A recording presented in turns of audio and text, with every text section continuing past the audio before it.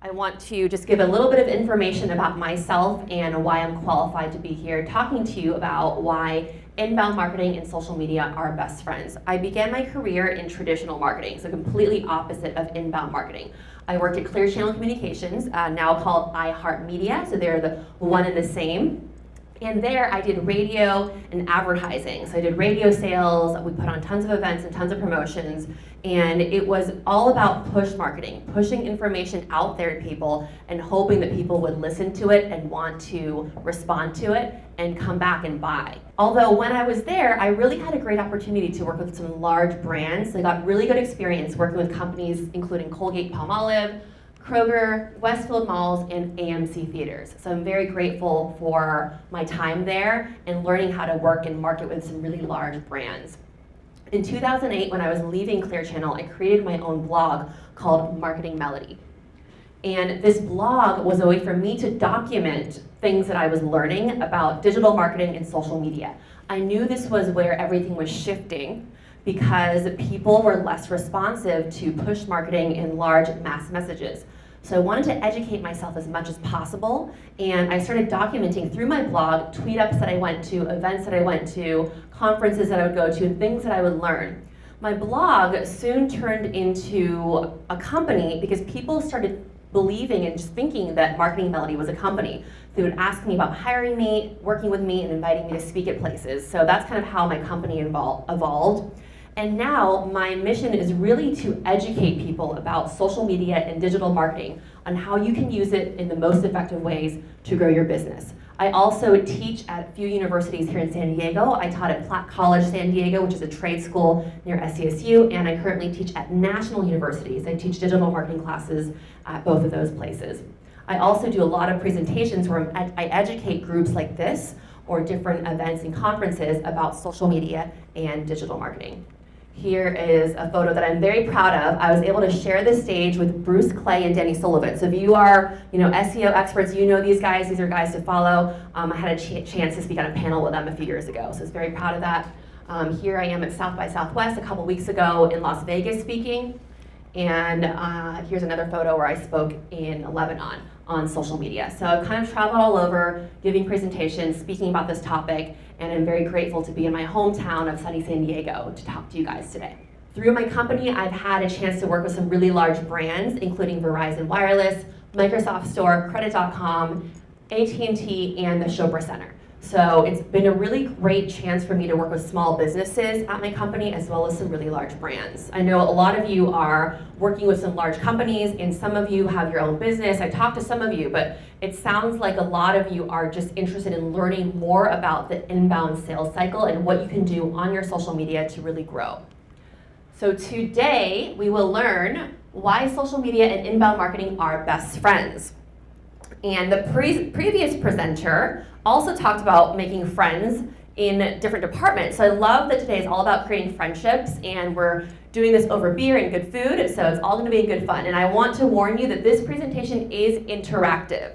So I will be asking questions, and I do have prizes as well. And ultimately, I'm going to give you 10 tips for optimizing your social media to improve your inbound marketing. A lot of you are on a lot of different social media sites. So I have different tips related to different sites, and if you take one or two things away from here that you can implement immediately, then I will consider this a success. So pay attention, 10 different things. The reason I like the top 10 format is because you know how many more tips I have left, so if you're bored, you know it's almost over. It's also a way for me to organize the different topics I'm talking about because they're kind of all across the board, but they're all related to different tools on social media. So my first tip, this isn't strictly a social media tip. It's to be clear and concise, which is extremely important on social media. But I also want to take this tip and apply it to our presentation today. So this is a photo of me with Keith Ferrazzi. How many of you have heard of him? He's a really well-known international bestseller, New York Times, who wrote Never Eat Alone and Who's Got Your Back.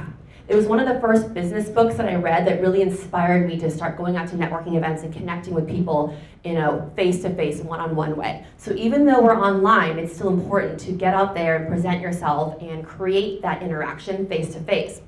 What I learned from him, and I noticed that, or I don't think anyone did this, When during the Q&A, when you guys raised your hands, most people just raised their hands, they started talking from their seats. You did not give any information about your background, say your name, or where you're from. Now, I always recommend people do this in my presentations because it is one of the most effective ways that I've marketed myself when I'm at a presentation. So when I raise my hand to ask a question, I will say, my name is Melody from San Diego. I'm a marketing educator. I work with businesses and entrepreneurs who are struggling with online engagement, and I help them grow their brand through social media and digital marketing. That took me 15 seconds. That is a really effective way to market me in the room. So I will be asking you questions and challenging you to stand up and give a 15-second blurb on your name and what you do. And this way, other people in the room can hear you, they can make that connection with you, and afterwards they can come talk to you if they have questions. I've had a lot of times where I will ask a question in someone else's presentation. Because someone heard my name and what I do, they'll come talk to me after. So it's another way to really build relationships with people in the room. So I do have an activity for you. I left sheets of paper in all the tables. If you didn't get one, raise your hand. Some of the interns will gladly hand you one. I want to take a minute for you to write me your 10, 15-second elevator speech, so when you are raising your hands to participate in the presentation, you'll have something to say. And as you're doing this, how this translates to social media is that on social media, it's very important to be very clear and concise. A lot of times when you're updating your bios on Twitter, on Facebook, or LinkedIn, you have a very limited space to let people know what it is that you do for a living, who you're looking to reach out to, and who you want to connect with. So again, I'll state what I said again to give you ideas. My name is Melody from San Diego. I'm a marketing educator. I work with businesses and entrepreneurs who struggle with online engagement. I help them grow their brand and get more customers through social media. So again, 15 seconds, write something that relates to your business, and I will look forward to learning about what you guys do. So that's the first tip, be very clear and concise. And again, remembering when you are tweeting or posting things online, oftentimes I say reread what you wrote and cut it in half. There's been times I've written blog posts and I go back and then I cut it in half and then I cut it in half again. And then I think, why did I waste all that time writing all that information when I could have just said it in a lot fewer words? People also don't pay a lot of attention online. Their attention span is very small because there's so much stuff going on. So my second tip is less is more. All right, so if anyone can name every site on here, I actually will give you a prize. That's a big feat. But there are hundreds and thousands of social networking sites out there. How many of you are on 10 different sites? Few of you are on. All right, keep your hands raised. So I see, how many of you are on more than 12 sites? There are some people. How many of you are on 15 sites? There's still some hands raised. 20. All right, Steve's hand finally went down. So there are so many different websites out there that sometimes it's really difficult to understand which sites are going to be effective to use for your business, especially if you're running sites for a brand, or even if it's just your own personal business. I get this question all the time, how many sites do I have to be on? For me, I always recommend people choose 1 or 2 sites that you're really good at and focus on those, with the exception of LinkedIn.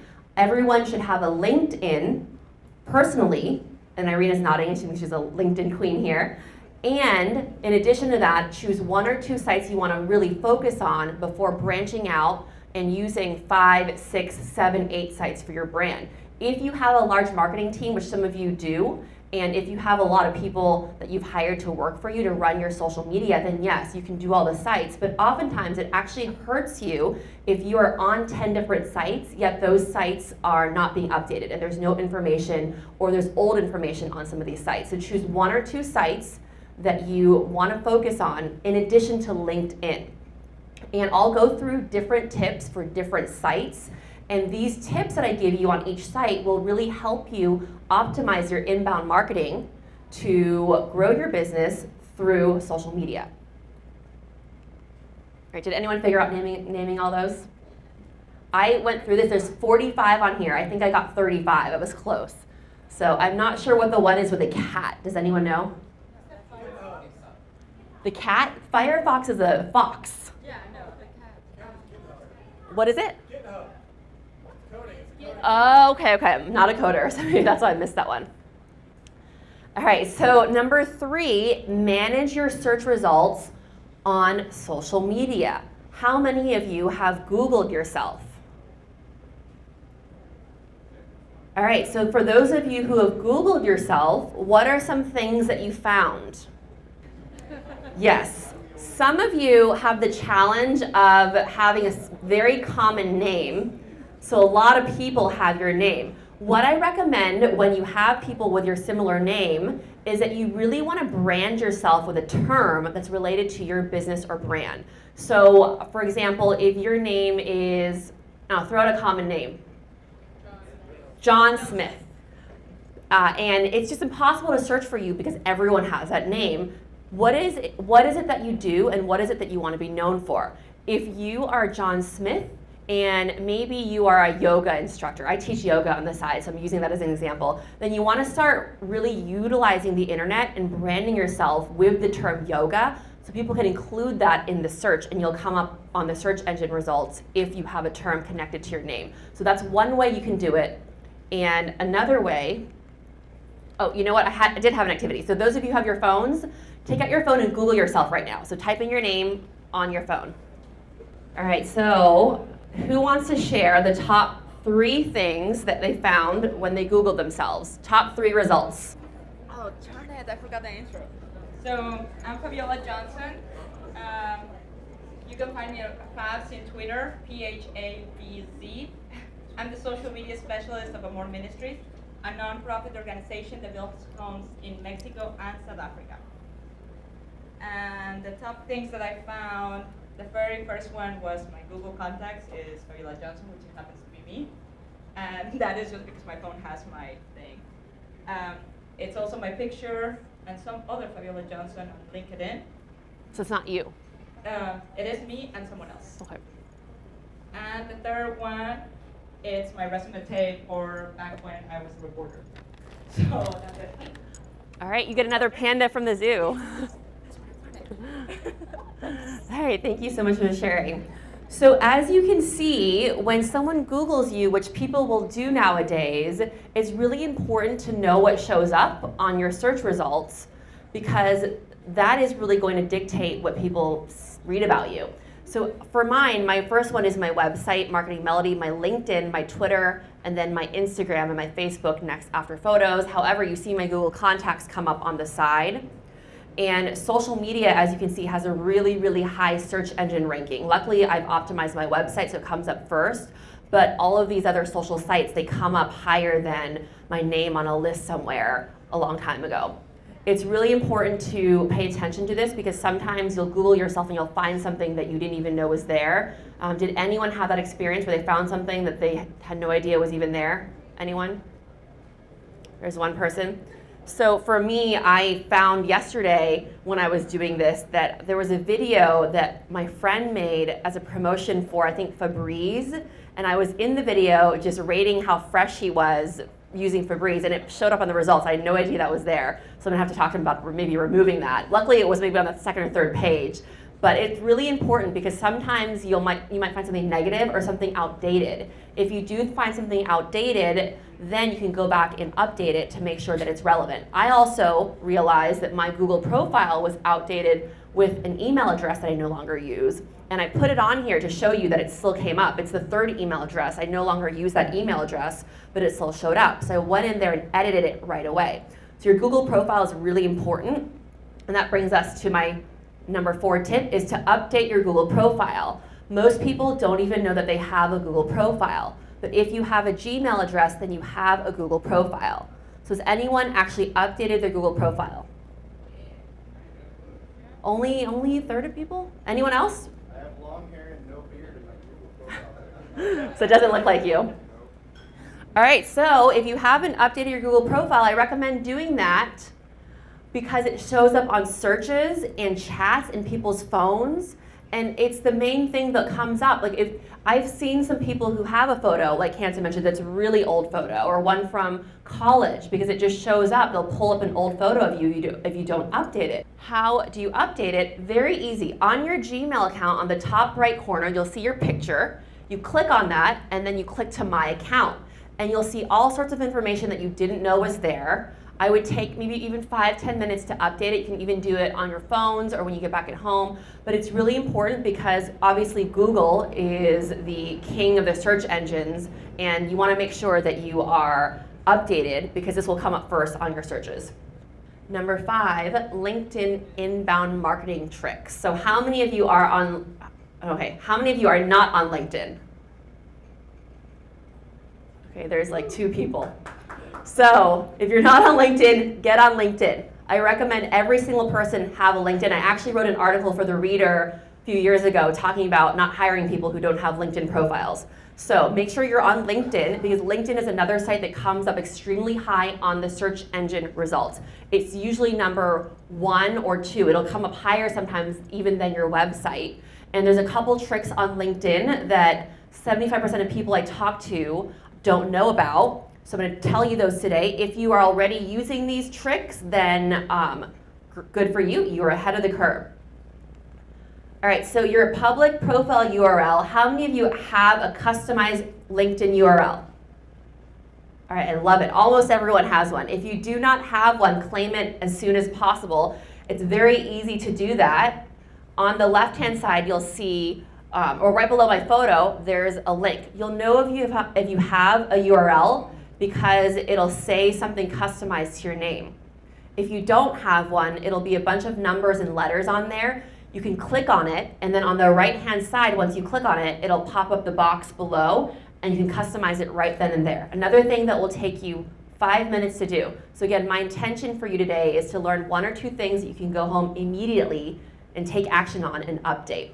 The next thing is to add in your website. How many of you have your website listed on LinkedIn, but the actual website name, not just my website or my blog? So a couple of you. And actually, this might have been a trick I learned from Hubspot in 2008 or 2009. But I learned this trick and I keep teaching it to people, and I keep finding that people are not doing this over and over again. When you go in to update your website, there's an option to choose Other. Make sure you choose that option. That will allow you to write in the name of your website or write in some other search term that you might want to optimize for your company. So for mine, I wrote social media marketing for my website. For my Facebook, I wrote Marketing Melodie Facebook, and for other, last one, YouTube, Marketing Melodie YouTube. So I'm optimizing my social sites as well as my own website. These are SEO authority passing links. They will help you come up higher on the search engines when you do this. So if you don't have this, again, take 5 minutes and go and update your website on your LinkedIn. And if you have no idea what I'm talking about, then I'm happy to show you how to do it after. All right, number 6 is to optimize your posts for searches. So I have another activity. I want you to write a blog title or a social media update that optimizes your company or your brand or something that you're trying to sell. So the way to do this is to think about the keywords people search for when they're looking for your brand or your company. What do people search for? Hopefully you've done research on this, or your company has done research on this. Use those key terms and turn them into some sort of title or update. When you have social media updates that include search engine that include keywords that people search for, that'll help you significantly show up higher on the search engine rankings.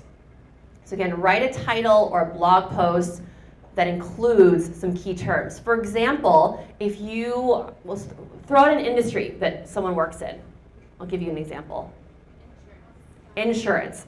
So if you work in insurance and you work in San Diego, you could easily write a blog post maybe titled, "The Top 10 Tips for Hiring an Insurance Agent in San Diego." In the title, you have insurance agent, and you even have San Diego if you're optimizing it for local searches. So as you can see, even though it's a blog title, you're actually creating links and you're creating content that is optimizing keywords people will be searching for. And Google and the search engines love content that is new, relevant, and constantly being updated. They put a lot more emphasis on putting up websites higher in the rankings that have been updated daily versus ones that are stagnant and haven't been updated for a couple months or even years. So as soon as you stop updating your site, you'll drop lower on the search engine rankings. All right, who wants to share a title that they have? I'll bring the mic back here. My name is Maria Argyropoulos-Minos. I'm the COO of USA Hostels, Inc. I say that I work for a hostel company because my post is going to be off the wall. Top 10 things to make your hostel roommates want to kill you. That's actually a really good one because it's really catchy and it has the word hostels in it. And that kind of post is actually being a resource. You got a USB drive. So if you can make your titles catchy and encourage people to share them, something like that that's kind of fun will be a lot more shareable than something that's just dull and stagnant. So there's my little image post title. SEO goes up. So focus on your title, and not just your title, but also the first paragraph is important to maybe include a couple key terms in it. But the reason why the title is so important is because when people share your blog post or your content, that title shows up on everything. So you're really dictating what people are saying about your company, and if you're using those keywords, then there's more of a chance that those keywords will spread and get more visibility.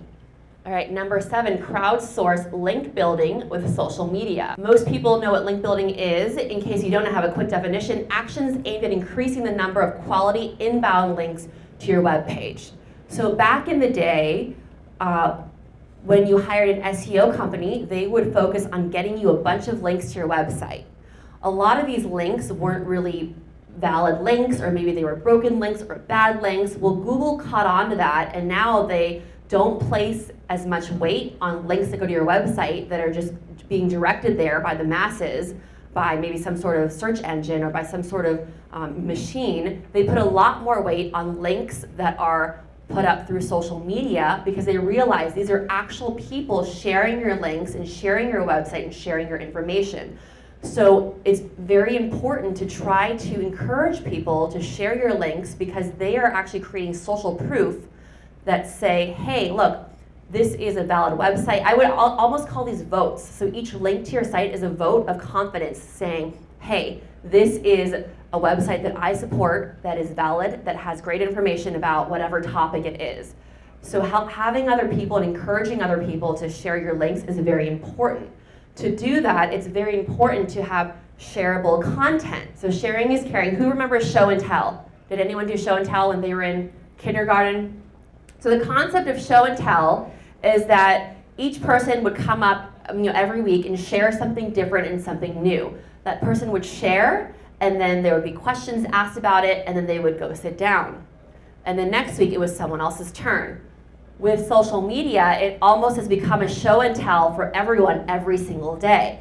I notice a lot of people sharing content over and over again, yet they're not necessarily sharing other people's content. They spend a lot of time pushing out their own information and less time sharing other people's content. So when I say sharing is caring, it's important to give other people a turn, just like in show and tell, everyone had their own turn, and share content from other people in your community and network.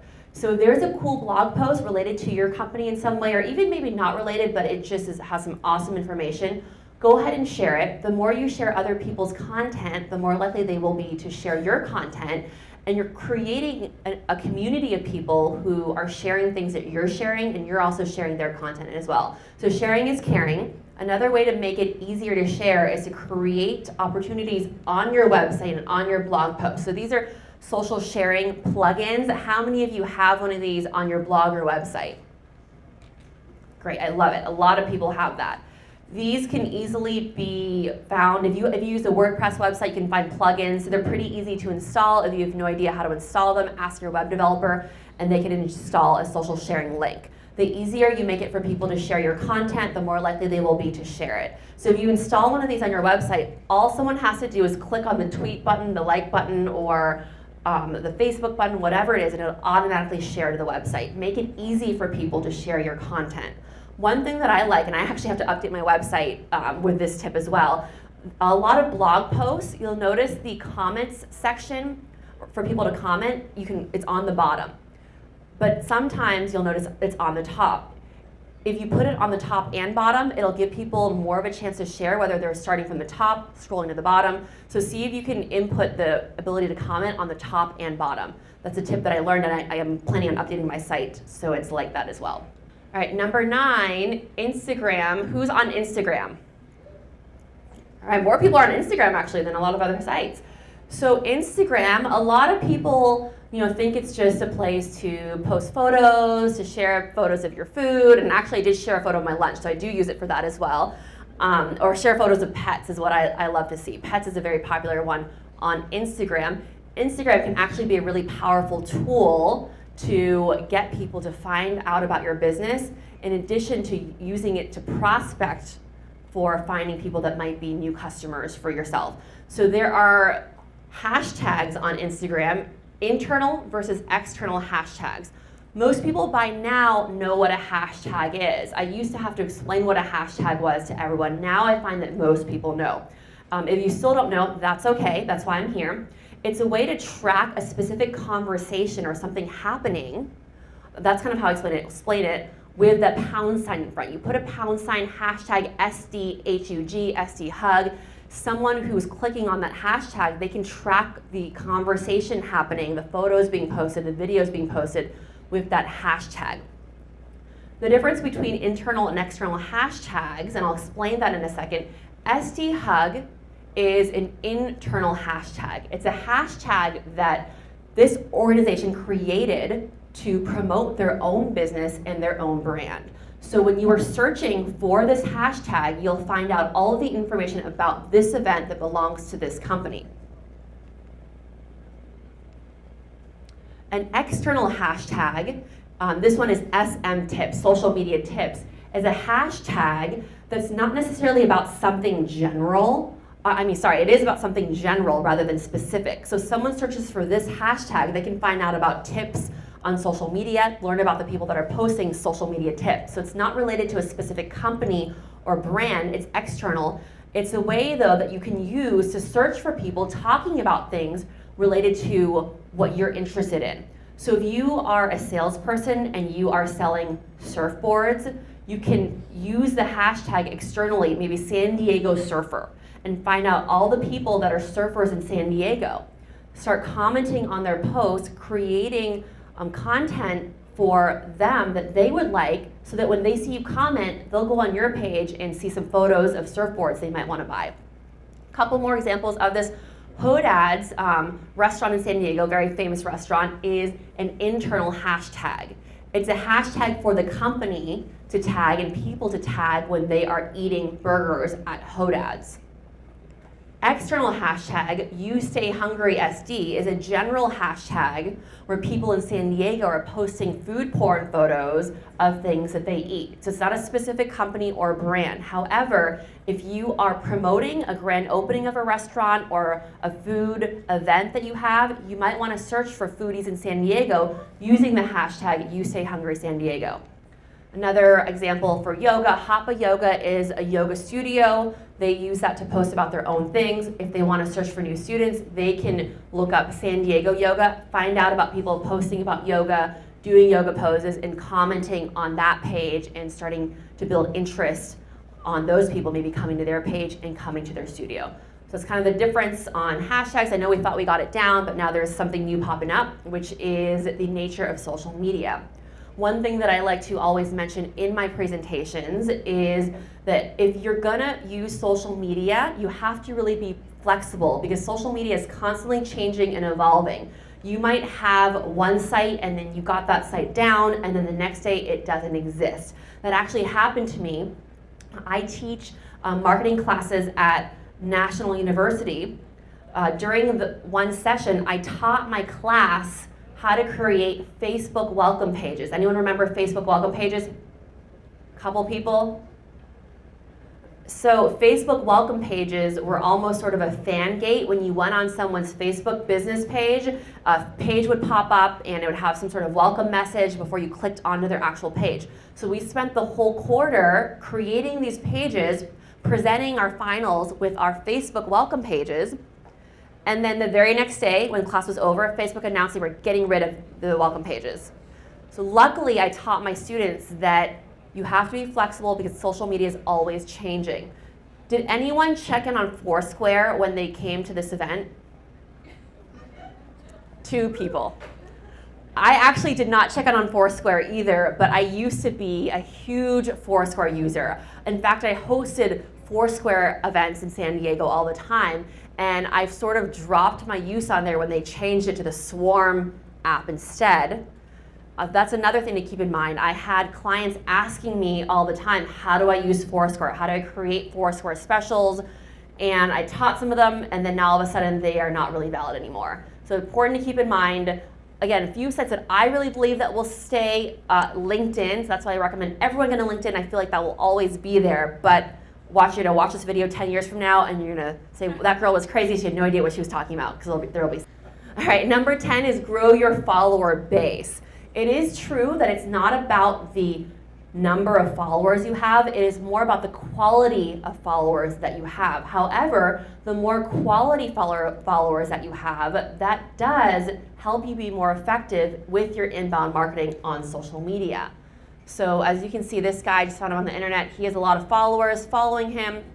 It's important to grow your followers because then you have a community of people who are actively participating in things that you post about, things that you are sharing, and you are hopefully doing the same thing back to them. So the more followers that you have that are engaged, the more links you'll have that are shared, and the more content you'll have that's posted and shared with more people and getting out your information to more of the masses. Has anyone ever bought followers? You don't have to raise your hand, it's a little bit embarrassing if you did. All right, no one. All right, I'm glad no one has bought followers. This isn't as relevant now, but when Facebook first started becoming big with business pages, you would see all the time these ads, Twitter as well. Twitter was the worst culprit for this. These ads to buy followers. So does anyone remember those ads or have seen them lately? All right, I see a lot of heads nodding. So don't buy your followers because Google will recognize that these followers are fake. It will not help you with your SEO. It will not help you get more inbound links. You will get a bunch of followers right away.